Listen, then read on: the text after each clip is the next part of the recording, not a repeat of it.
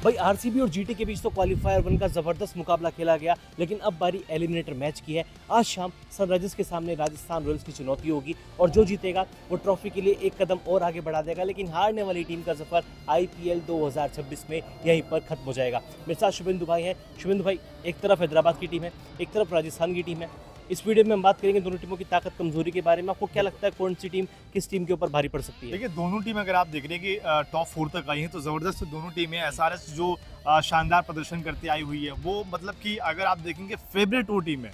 लेकिन यहाँ पर एसआरएच और इनके बीच में अगर कोई खड़ा है तो मुझे लग रहा है वैभव सूर्यवंशी और जोफ्रा आर्चर, ये दो नाम यहाँ पर खड़े हुए हैं जो एसआरएच को चैलेंज कर सकते हैं। विकेट भी अगर आप देखेंगे, विकेट के बारे में आप बताएंगे, उसके बाद बात करेंगे। लेकिन मुझे लग रहा है कि इसमें पलड़ा अगर भारी की बात करेंगे तो कहने के एसआरएच का ही रहने वाला है। एसआरएच का पलड़ा भारी। हाँ, वैसे उनकी बैटिंग आपकी वैलिड सी टीम है, आपकी राजस्थान की टीम है और अच्छी बात है कि आप यहाँ तक पहुंच गए हो। लेकिन मुझे लग रहा है कि एसआरएच का थोड़ा सा मामला आगे। लेकिन अगर जोफ्रा शुरुआत के आपके 2 विकेट निकाल देते हैं एसआरएच के, तो फिर आप गेम में आ जाओगे। और एसआरएच के लिए प्लस पॉइंट ये है ना कि उनके सिर्फ बल्लेबाज फॉर्म में नहीं है, उनके लिए गेंदबाजों ने भी अच्छा परफॉर्मेंस और किया इसकी बात ज्यादा हो भी नहीं रही है। मतलब आमतौर पर हम एसआरएच को जब देखते हैं तो बैटिंग की बात होती है, बल्कि साकिब हुसैन अगर आप देखिए, साकिब हुसैन को शायद ही किसी मैच में, एक में वैभव सूर्यवंशी नहीं मारा था, बाकी उसके बाद किसी मैच में 30 से ज्यादा रन ही नहीं पड़े। भाई 15 विकेट हो गए, 15 विकेट हो गए और लगभग अगर आप देखिए, ये ऐसा खिलाड़ी है जो कहीं ना कहीं पेस भी है इनके पास और स्लोअर बॉल भी डालते हैं। तो मुझे लग रहा है कि और मलिंगा इनके पास एक है।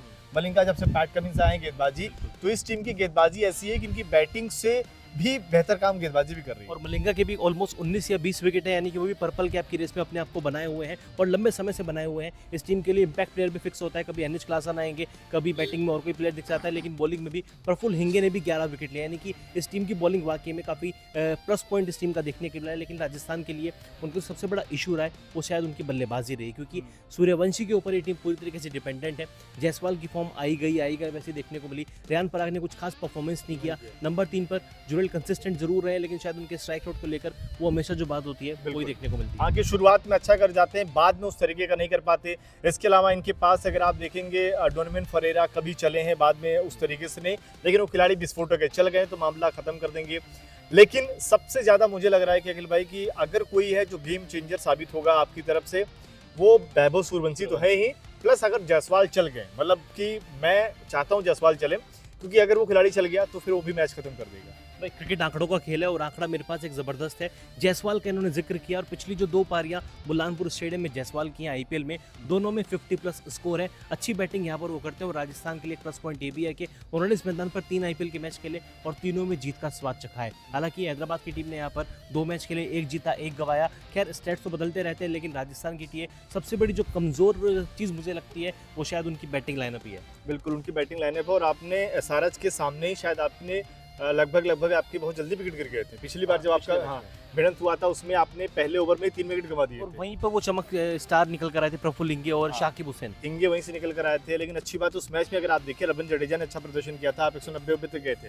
तो ये एक चीजें होगी जहन में, क्योंकि मुझे वही लग रहा था कि पैट कमिंस के अलावा शायद उतने ऐसे गेंदबाज है नहीं जो जायसवाल को चैलेंज कर सके शुरुआती ओवरों में। लेकिन वही नजर में आ गया कि हिंगे नहीं रहेंगे यहाँ पर। अगर आप देखेंगे तो शायद जायसवाल की एक अच्छी पारी आ जाने वाली है। आज मुझे ऐसा लग रहा है कि जायसवाल जो है वो 50 प्लस बनाने वाले हैं। हम लेकिन राजस्थान की बात कर रहे हैं, हमने हैदराबाद की स्टार्टिंग में बात की, पॉजिटिव नोट की बात की, लेकिन हैदराबाद की टीम में कोई वीकनेस यही है ना कि अगर आपने ट्रेविस हेड और यहाँ पर अभिषेक को जल्दी आउट कर दिया तो कहीं ना कहीं ईशान भी अच्छे फॉर्म में, क्लासन अच्छे फॉर्म में है।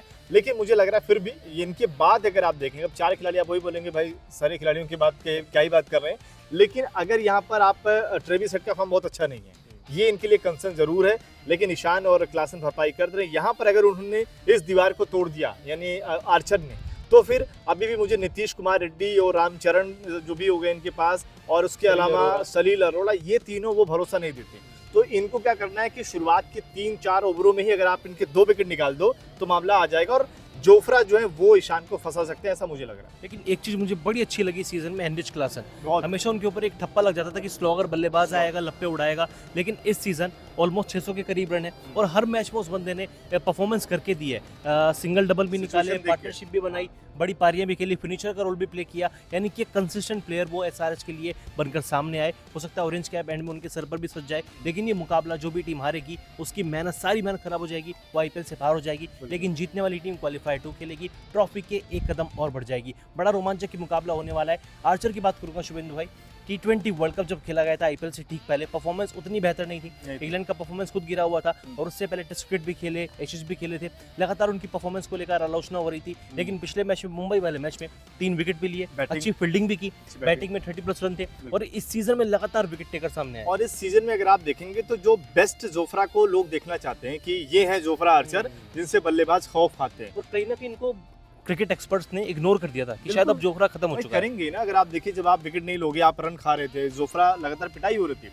लेकिन यहाँ पर उन्होंने क्या किया, पेस से बल्लेबाजों को परेशान किया, लोगों को लगा कि यार वाकई में मतलब इस तेजी से जोफ्रा गेंदबाजी करते हैं, वो देखने को मिला।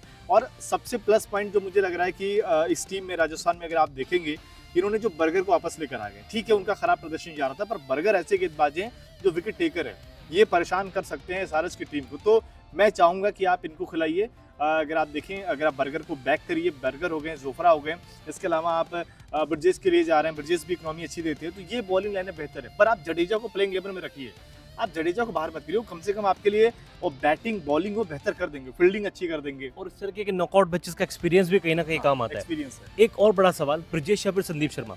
ब्रिजेश के पास मैं जाऊंगा। संदीप नो डाउट जबरदस्त एक्सपीरियंस वाले गेंदबाज है, लेकिन इस सीजन अगर आप देखेंगे ब्रिजेश ने बहुत खराब नहीं किया। आमतौर पर 3 ओवर तक तो अच्छा डालते हैं, आखिरी में कई बार पिट गए हैं, जाहिर सी बात है आप आखिरी में पिट जाओगे।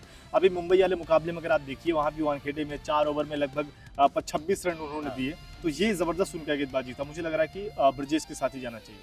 अच्छा, क्योंकि आपके साथ वीडियो रिकॉर्ड करनी थी तो मैं आंकड़े देखकर आया था, क्योंकि आप आंकड़ों में माहिर हैं। और पिछले जो यहाँ पर मैचेस खेले गए, सीजन के जो 4 मैचेस खेले गए हैं, यहाँ पर स्पिन गेंदबाजों का भी जलवा देखने को मिला। स्पिनर्स ने यहाँ पे ठीक ठाक बॉलिंग किया, इकोनॉमिकल भी रहे और विकेट टेकर भी रहे हैं। लेकिन राजस्थान की टीम में आप जड्डू की बात करें, खिलाना चाहिए, मुझे भी लगता है खिलाना चाहिए। बिश्नोई को खिलाना चाहिए, 11 विकेट है, लेकिन पिछले कई मैचों से बाहर बैठा हुआ है लगातार। और शुरुआत में तो पर्पल कैप की रेस में थे वो, अगर आप देखिए शुरुआत के कुछ मुकाबलों में। अच्छा, 5-6 मैचों में 11 विकेट। हाँ, 5-6 मैचों में थे, फिर पता नहीं क्या ऐसा हुआ कि उनसे भरोसा उठ गया, क्योंकि कुछ मुकाबलों में खराब गए, क्योंकि वो जो पटक देते हैं शॉट पे, मतलब बहुत शॉर्ट बॉल डाल देते हैं। और यशराज जो आ गए हैं, इनकी हाँ हाइट है और अच्छी गेंदबाजी कर रहे हैं, तो इस चक्कर में इनको बैक किया जा रहा है। और मुल्लानपुर आपने देखा कि यहाँ पर स्पिनर को मदद मिलता है, यहाँ पर कहीं ना कहीं वो काम हमने चहल को करते देखा है, और वही काम अगर यशराज कर सकते हो तो मुझे लग रहा है कि यशराज के साथ जाइए, क्योंकि चहल अच्छे, यहाँ पर बिश्नोई अच्छे गेंदबाज हैं, पर वही दिक्कत करते हैं, 1 ओवर में 2 गेंद बहुत ही हाफ पर पटक देते हैं। 2-3 फाइनल प्रेडिक्शन, कौन जीतेगा मैच? आज का मैच तो आरआर ही जीतेगी। अरे बाप रे, ये आप बोल रहे हैं? बिल्कुल बोल सच में, दिल से बोलो यार। बिल्कुल, ईशान की हरकत जो है ना उसने कहीं ना कहीं यहाँ पर लगी है बात, तो आज जीत रही है हल्ला बोल। आज सीएसके वालों का सपोर्ट भी राजस्थान रॉयल्स के साथ है। सूर्यवंशी कितना स्कोर? सूर्यवंशी 50+। मुझे भी लगता है सूर्यवंशी 50+ बनाएंगे, साथ ही जायसवाल की भी एक बड़ी पारी आने वाली है। दोस्तों, आपको क्या लगता है कौन जीतेगा एलिमिनेटर की लड़ाई? एसआरएच वर्सेस आरआर के बीच घमासान मुकाबला होने वाला है। जो जीतेगा वो ट्रॉफी के लिए एक कदम और आगे बढ़ जाएगा, हारने वाली टीम का सफर ही खत्म होगा। कमेंट कर बताइए कौन जीतेगा आईपीएल 2026 का एलिमिनेटर मुकाबला।